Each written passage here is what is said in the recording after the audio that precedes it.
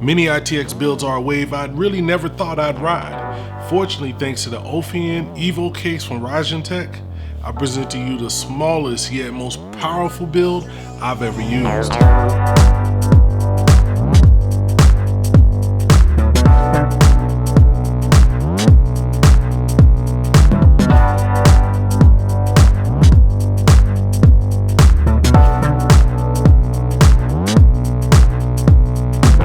What's good with it? It's your kinfo, Dookie, back again with Bang.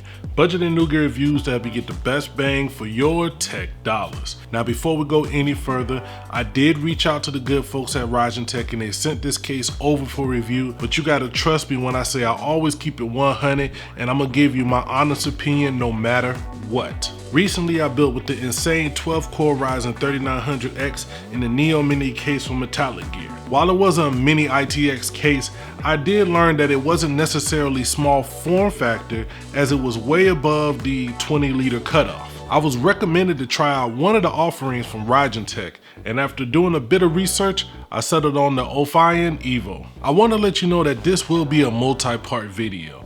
Not because I'm trying to string you along for the views, but I really want to take the time to delve into different parts of this build that I never really think about. Part 1, this video right here, will be focused on the build experience and my overall thoughts and if I recommend this case or not. In part 2, we'll do a deep dive into thermals with a large assortment of game and productivity benchmarks and if I do any overclocking or undervolting for fine tuning. In the third and final part, I will address any changes or upgrades I've made to the system or plan to make, and I will also answer any questions that you guys have that you leave down below in the comments of the first 2 videos. So make sure you leave a comment and get involved. Back to the case, you get a sleek brushed aluminum chassis with extended tempered glass sides not only for viewing your components but for allowing airflow to keep them cool.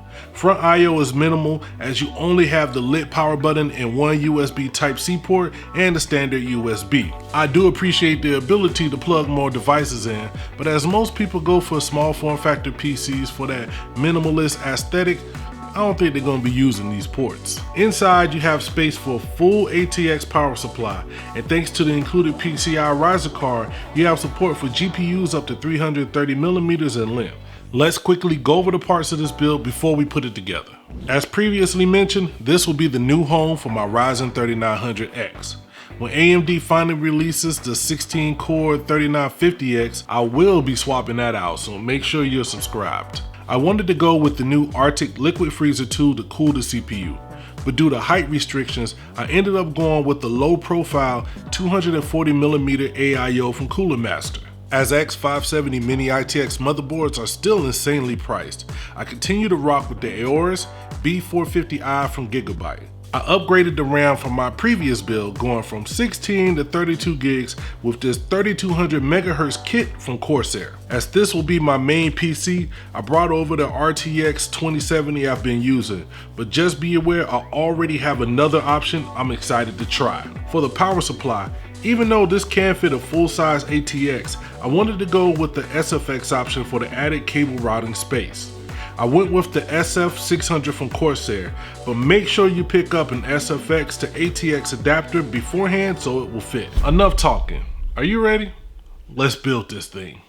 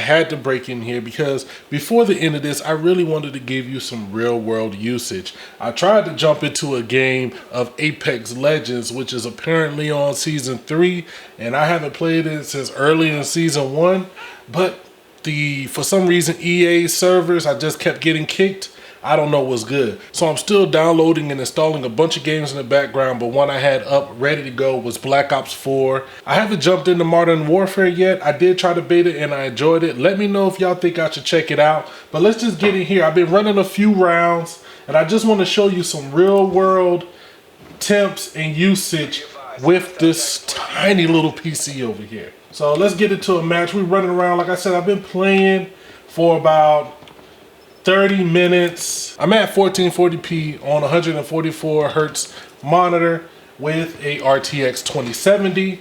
So my GPU is hovering at around 70 degrees. It's been going back and forth between 70 and 75 degrees, really maxing out at about 75. See if we can get a kill. It's cracking. There you go. Yeah. Oh, come on, man. Well, let me check the temps. Let's pull up Ryzen Master. In Ryzen Master, CPU is running about 66, 70 degrees. Underwater, that's not the best. Those aren't the best temperatures. But I do know there's some issues with the 3900X where undervolting can actually improve your performance and you'll still be able to get good solid clocks. Let's try to get one more kill before I get back to the video. Game's almost over. Here we go. Boom, give me that. Give me that. Give me that. There we go. What? Why was that so hard? Let's creep up on them. Creep with me. As I cruise in my Beamer, all the kids in the ghetto call me Don Cartagena. Ooh, you done. Ooh, let's go. Where we at? Let's keep rolling. Ah. Alright, let's see. Ah, okay. Let's check Ryzen Master one more time. Temperatures in Ryzen Master maxed out at about 73 on the CPU, peaking at about 4 gigahertz max. So let's just get back to the end of this video and wrap this all up. Now that that's done, I must admit, this has been one of the funnest experiences I've had building a PC in a long time. This case is high quality with no rough edges and is pretty intuitively laid out so that it's easy to put components in their proper places. Cable management also was pretty much a breeze as my decision to go with the smaller power supply gives ample room to route cables with ease. Now I did have 2 mix-ups that delayed the process just a little bit. As I did mention earlier, I wanted to go with the Liquid Freezer 2. It just didn't work out. Make sure though you look for that in an upcoming review. Secondly, I didn't order the SFX to ATX power supply adapter before I attempted this, so I had to wait a day or 2 for it to arrive as well. So in conclusion, I gotta give a big shout out to the Redditor who recommended that I check out this case. While it may not be as small as other popular options, it's also not as expensive. To me, it's a great middle ground for people who are looking to get into small form factor PCs but not blow their budget on the case alone. Plus, with the included tempered glass panels, you can keep it minimal or put in that RGB bling that people either love or hate. As for me, I love it. It's so much smaller and sleek than anything I've ever used, and I already have tons of ideas on how I want to upgrade this system. If you have any options or opinions, make sure you leave them down below. Like I said, I'll get to them in that third and final video. I'm gonna get up out of here. I'm ready to go ahead and get started on part 2. So make sure you hit that like, share, and subscribe, and never forget to holla at your boy.